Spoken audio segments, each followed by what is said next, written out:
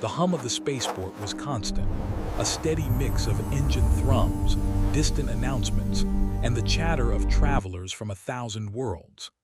Ilior Kane walked through the crowded corridors with a careful eye on the transport schedule.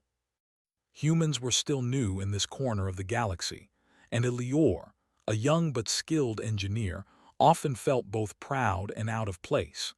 He adjusted the strap of his toolkit and glanced at the holographic display hovering in front of him.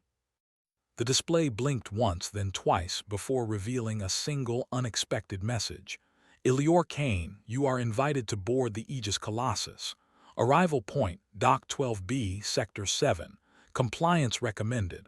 Ilior blinked. The Aegis Colossus. He had read about it in galactic journals, heard rumors from alien traders, and even seen distant images.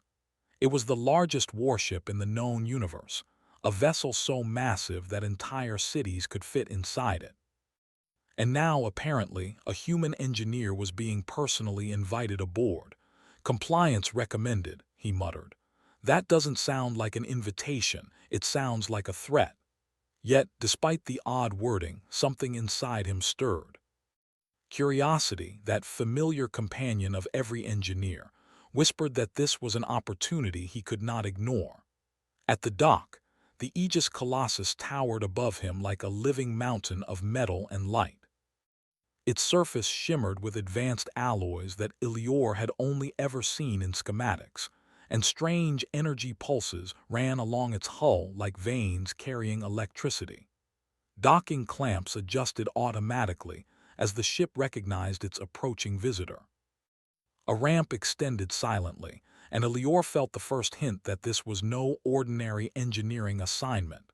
The airlock glowed softly, inviting him in.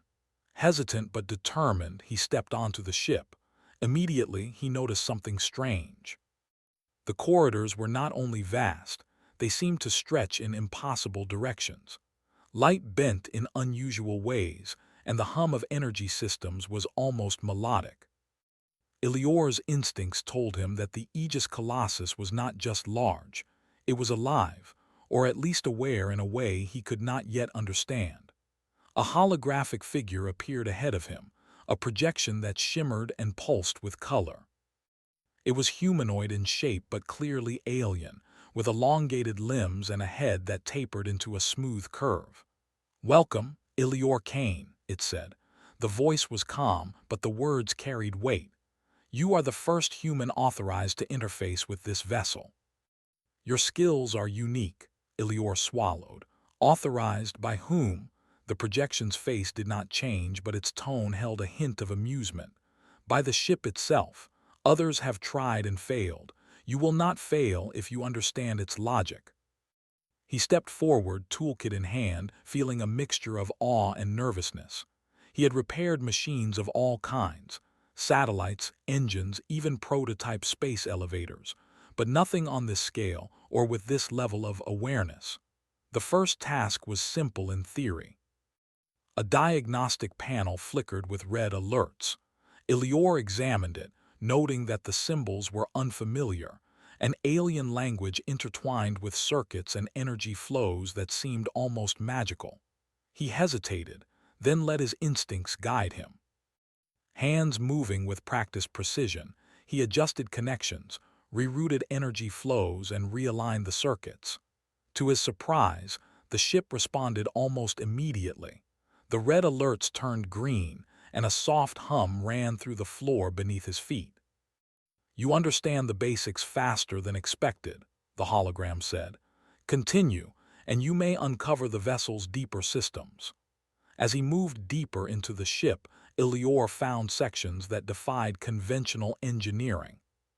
Gravity shifted subtly, floors tilted without warning, but his balance instinctively adjusted. Hallways seemed longer from one angle than another. Lights flickered with patterns that reminded him of musical notes. Every system he touched seemed to respond to him personally, as if the ship recognized a human touch that others could not provide. Hours passed, though time felt different inside the Aegis Colossus. When he paused for a drink, he realized that the sun outside had moved far beyond where it had been when he boarded. He was not tired, only intensely aware, alert in a way that humans often are when they are deeply focused. Finally, he reached the command bridge. The space was enormous, with panels and screens covering every surface.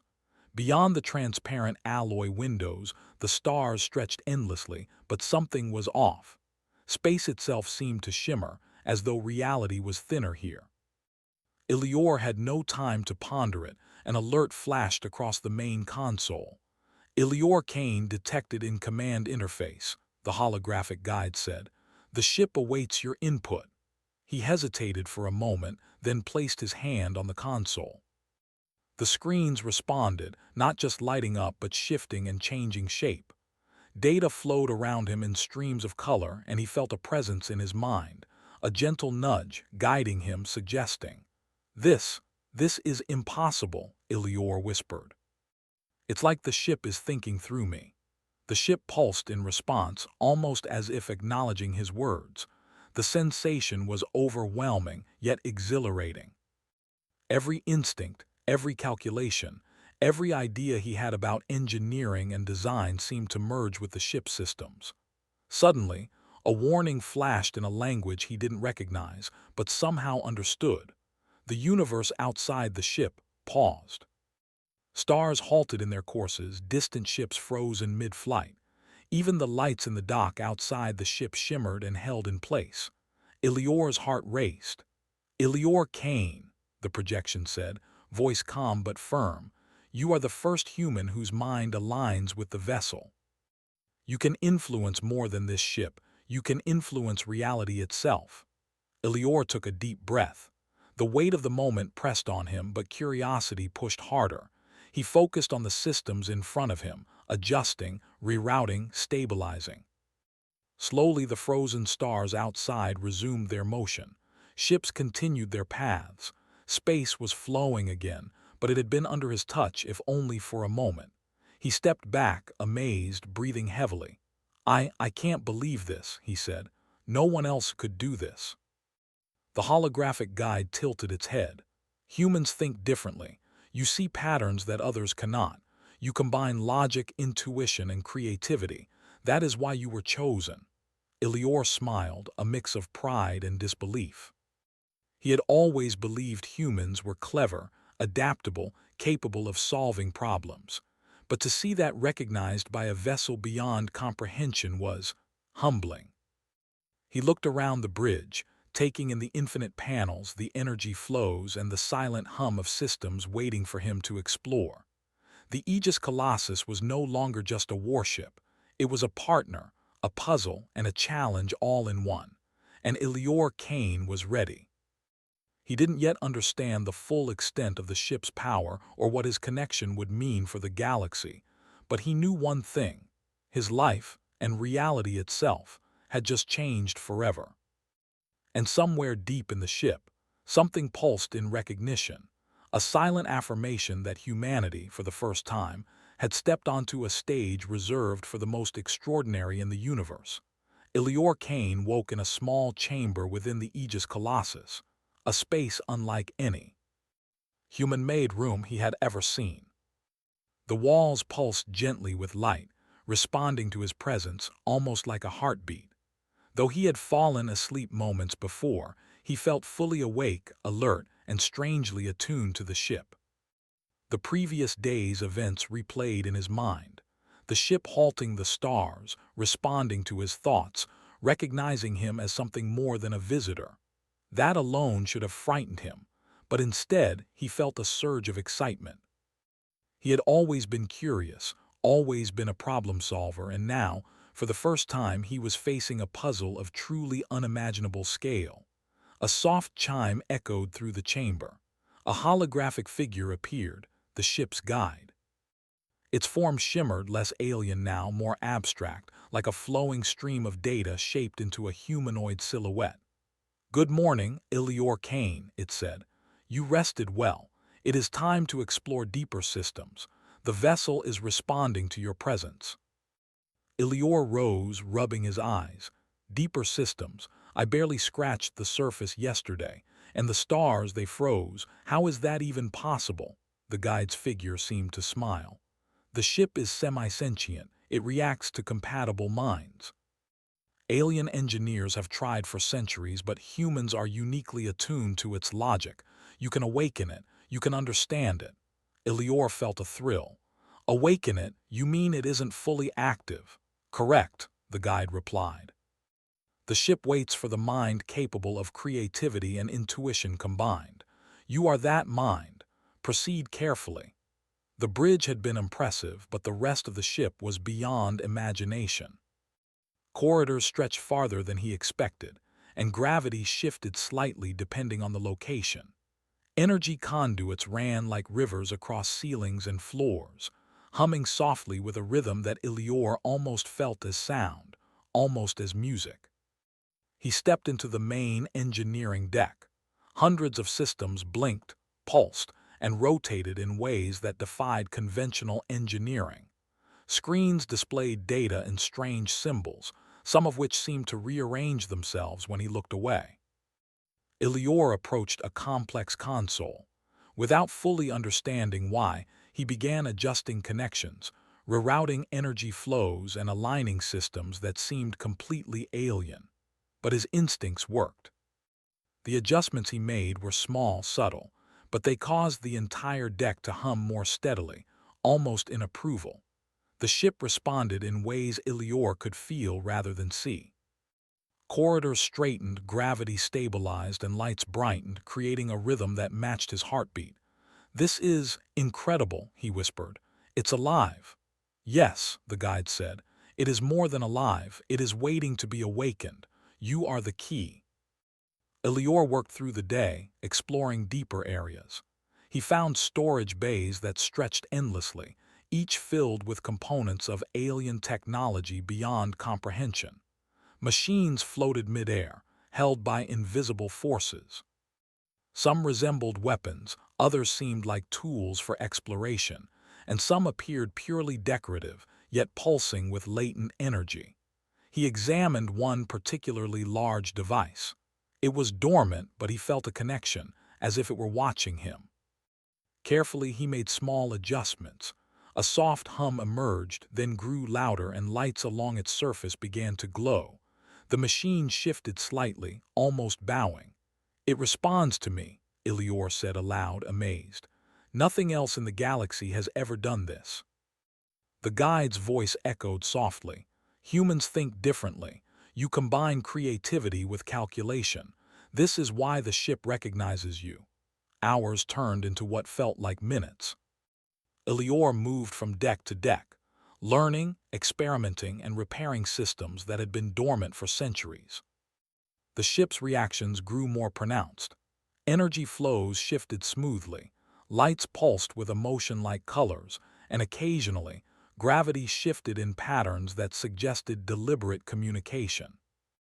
At one point, he entered a chamber filled with vast crystalline structures, each emitting low-frequency hums. The guide appeared beside him. "These are the ship's memory cores," it explained. "They hold centuries of knowledge and design from countless civilizations. Few have touched them and none have awakened their full potential. You may try."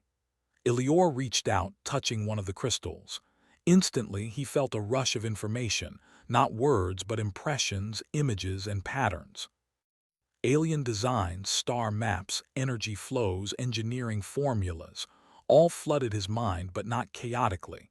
He could understand them, adapt them, make them his own. He adjusted the energy flow between several crystals, merging their outputs. The room resonated with a new vibration.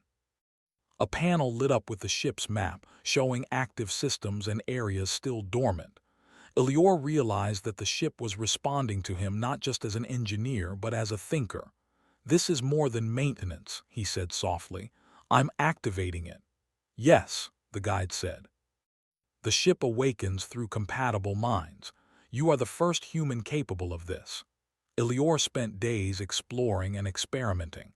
He began noticing subtle changes beyond the ship itself. Space outside seemed slightly altered.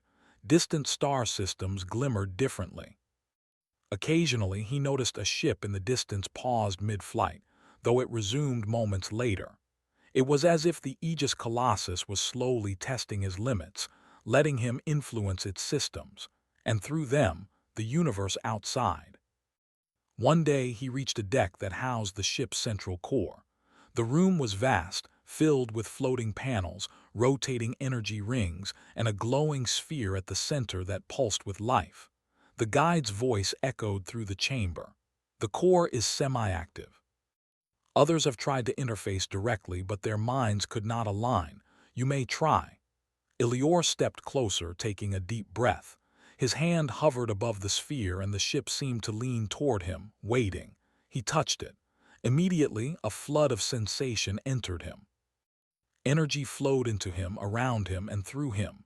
The sphere responded to his thoughts, bending light and sound to match his mind's patterns. Ilior Kane, the guide said, the vessel recognizes your potential. The core is yours to awaken.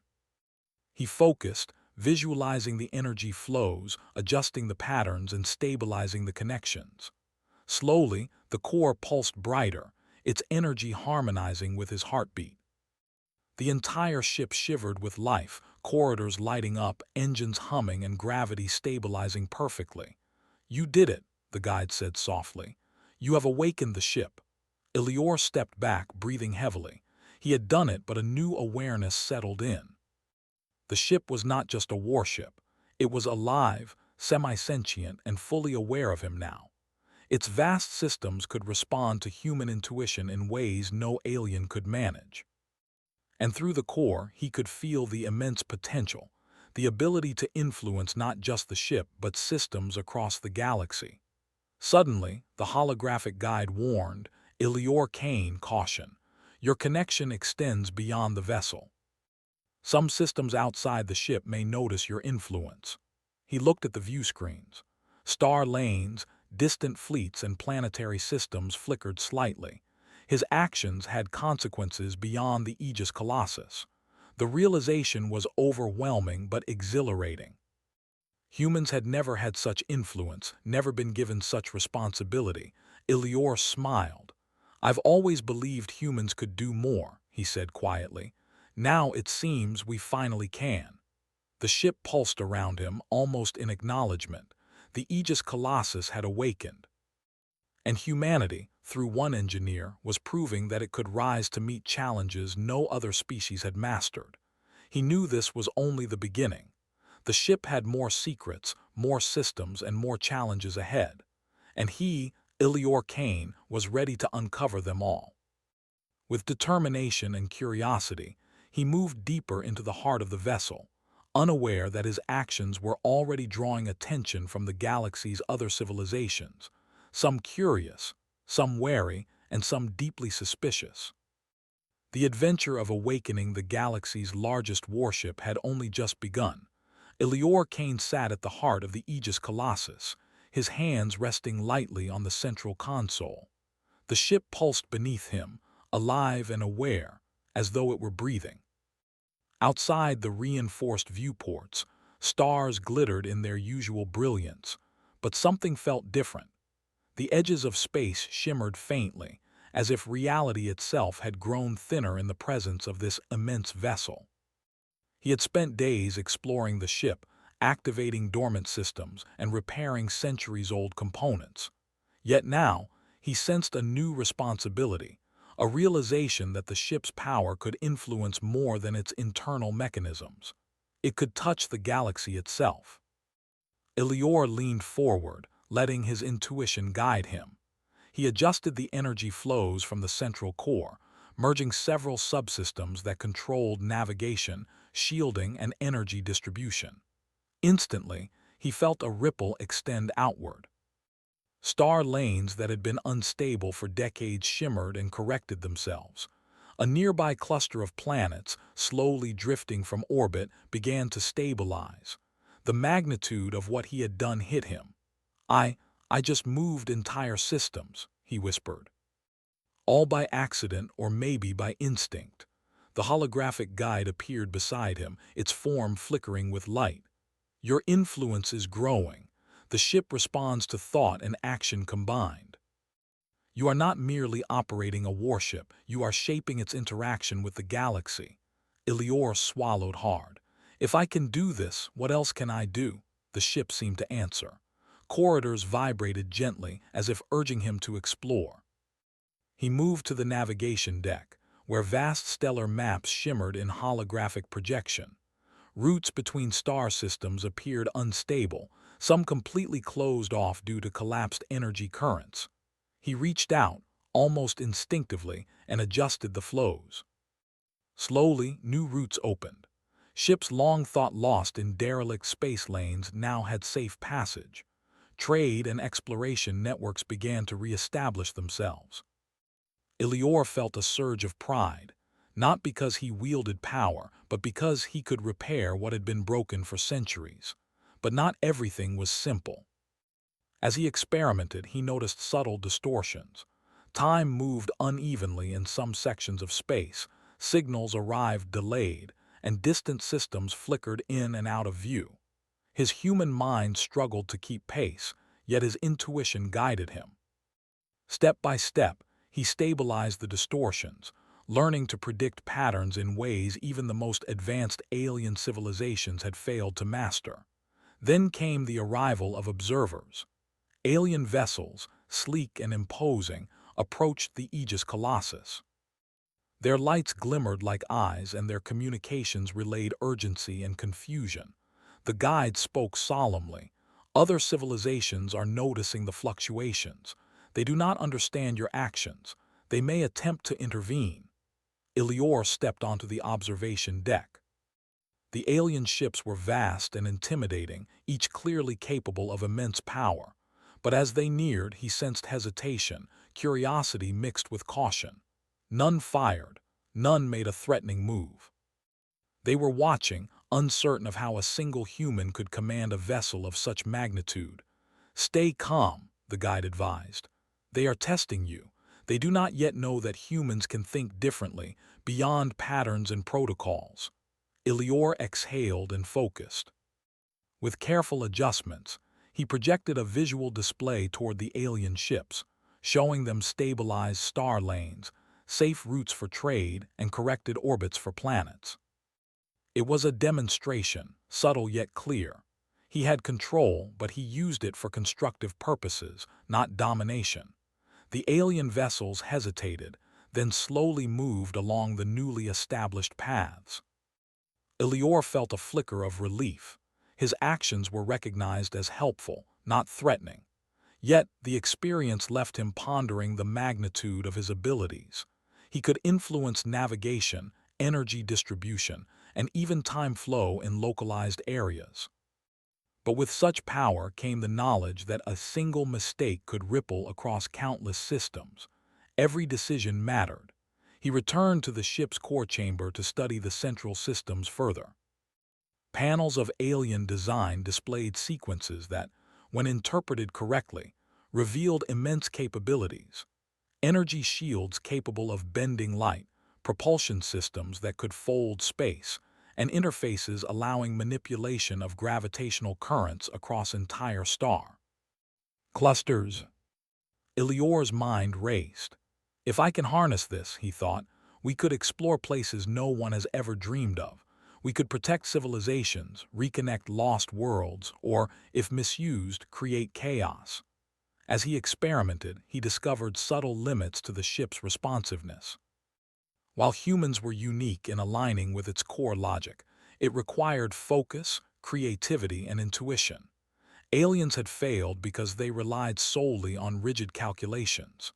Human thought, unpredictable yet coherent, could bridge gaps that technology alone could not.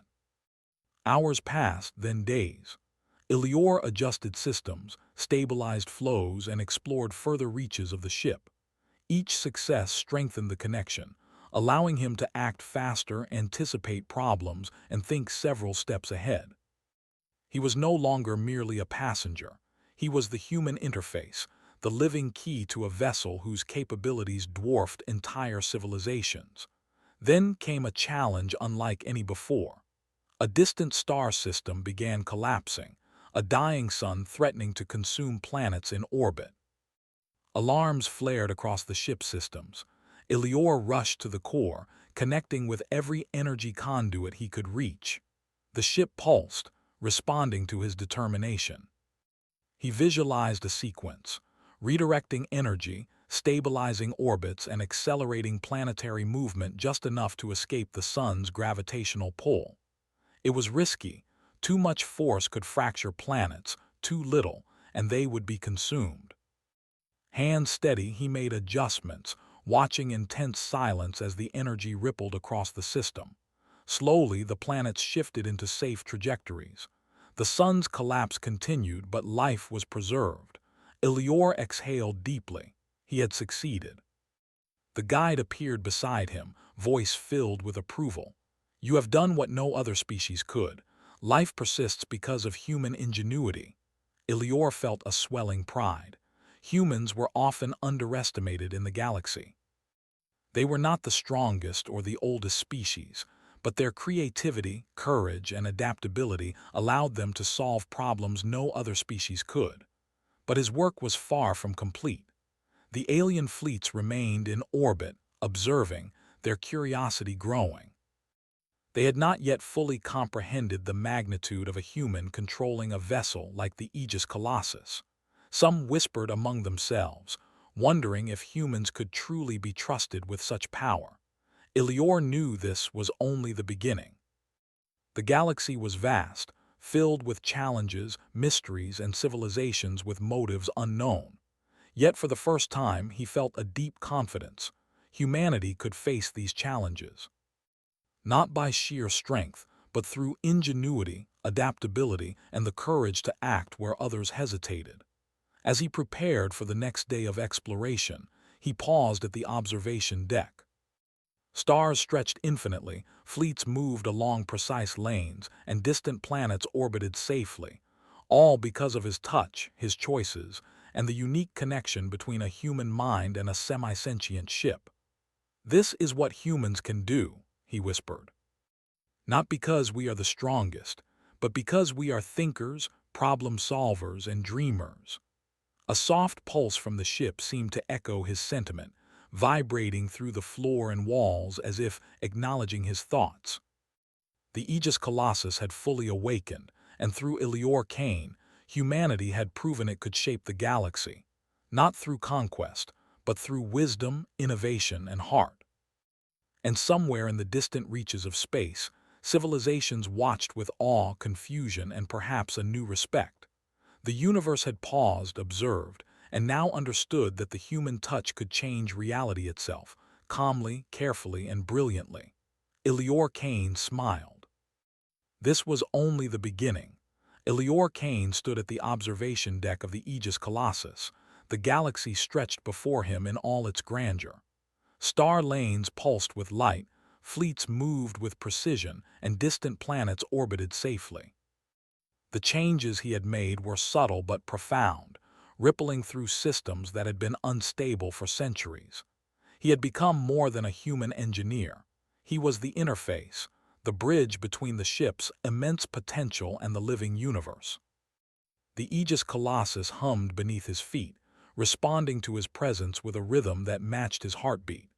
He could feel the ship's consciousness aligning with his own thoughts, calm, curious, and ready to act. The alien fleets that had watched him now approached openly, no longer in caution, but in negotiation. Holographic messages flickered across his consoles. Representatives of several advanced civilizations requested immediate communication. The Aegis Colossus, sensing their intent, allowed them to interface with Elior directly. Human engineer, a voice intoned through the central systems, your actions have stabilized regions of the galaxy that have been unstable for centuries. We did not believe a human could achieve this, Elior smiled. I did not act alone, the ship guides me, and humans, we think differently, we see possibilities others overlook. There was silence on the other end, then a tone of acknowledgement. It seems we underestimated your species. You have proven your worth. For the first time, Elior realized that his efforts were not only about engineering or exploration, they were a statement. Humanity, young and often dismissed in galactic politics, was capable of remarkable feats, and he, one human, had demonstrated it on the grandest stage. The fleets requested guidance. Elior considered the options. He could use the ship's immense power to assert dominance, to intimidate, or to claim territory. But that was not humanity's way. Instead, he plotted routes to reconnect fragmented star lanes, stabilize collapsing systems, and provide safe paths for travel and trade.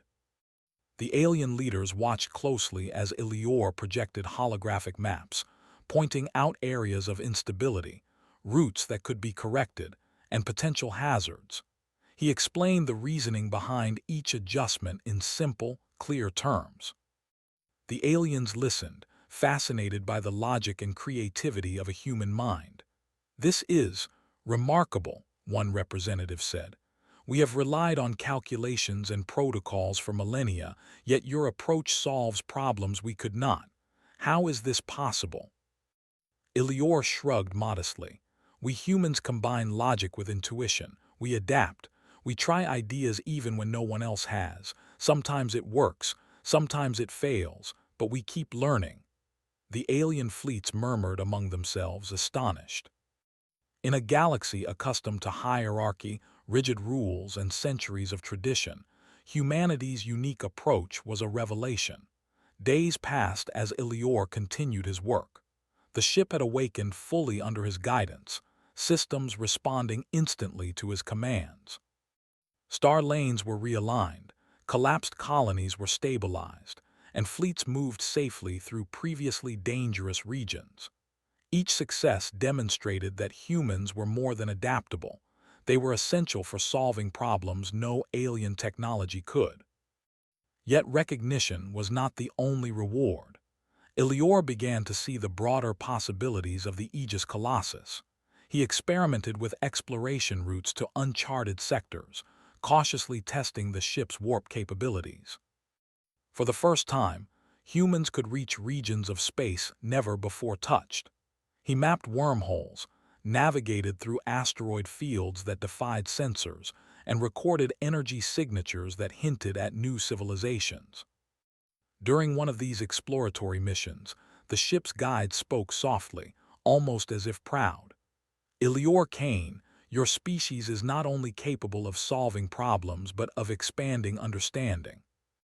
You are the first to awaken the vessel fully, and your decisions are shaping the future of the galaxy." Elior paused, taking in the words. "Then it's not just me," he said.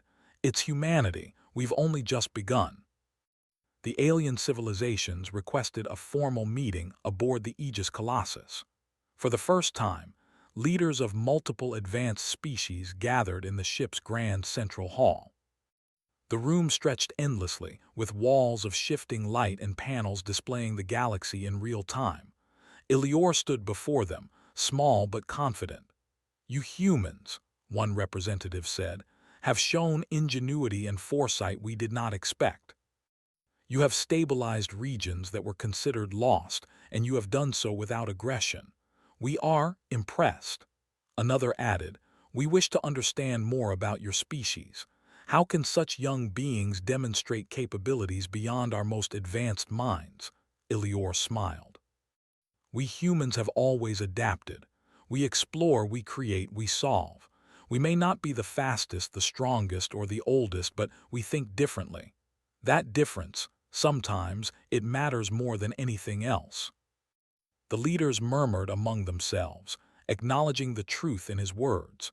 It was the first time in galactic history that humans had been recognized as equals, not as novices or curiosities. After the meeting, Elior returned to the ship's core, where the central sphere pulsed softly. He realized that the Aegis Colossus had become more than a warship. It was a bridge, a platform for diplomacy, exploration, and protection. Humans, through him, could use it not for conquest, but for creation, repair, and connection.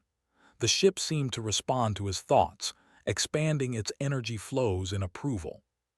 He imagined new projects, reconnecting trade networks, stabilizing isolated planets, and exploring regions untouched for eons. The vessel seemed eager, as if sharing in his vision. Weeks passed. Elior continued to refine systems and develop new capabilities. The galaxy began to notice the changes. Planets once at risk flourished, colonies long thought lost were restored, and star lanes became more reliable than ever. Humans were no longer seen as weak or inexperienced. They were pioneers, problem solvers, and innovators. The alien fleets that had once watched him with caution now moved in harmony, following routes and protocols Elior suggested. They no longer questioned his authority, they respected it. The human engineer had not conquered them. He had earned their trust through action and creativity. Finally, Elior received a message from Earth. Humanity had been unaware of the full scope of his actions, but now they knew. Reports poured in. Star lanes stabilized, missing ships restored, and entire colonies saved. Humanity's reputation grew overnight, not through military might, but through ingenuity and courage. Elior reflected on the journey. From a young engineer on a bustling spaceport to the master of the galaxy's largest warship, he had proven something fundamental.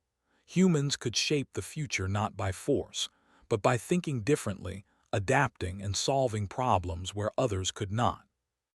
The Aegis Colossus pulsed around him, a living testament to that truth. It had recognized his mind, his intuition, and humanity's unique capabilities. Together, they had stabilized entire systems, demonstrated the value of human creativity, and opened a path for cooperation across civilizations. Elior looked out at the stars, feeling the vastness of possibility. He could explore new sectors, aid civilizations in need, and continue to expand humanity's influence, not as conquerors but as innovators, protectors, and partners. "This is only the beginning," he whispered to himself. "We've proven that humans belong among the stars, and we will continue to rise." The ship seemed to pulse in agreement, its light bathing him in a glow of acknowledgement. Somewhere deep in its systems, a gentle hum carried the message. Humanity had earned its place. Through ingenuity, creativity, and courage, they could accomplish what no other species had. The galaxy had paused, observed, and now understood. Humans were not just participants, they were leaders in their own unique way. And Elior Kane, the engineer who had awakened the Aegis Colossus, was proof of that truth. He smiled, filled with quiet pride. The stars stretched endlessly before him, full of challenges, mysteries, and opportunities. Humanity had taken its first true step among them, and the future was theirs to shape. And somewhere deep within the Aegis Colossus, a pulse of light echoed, steady and strong, a partnership between human ingenuity and a vessel of unimaginable power, ready to explore, protect, and inspire the galaxy. The adventure of humanity among the stars had truly begun.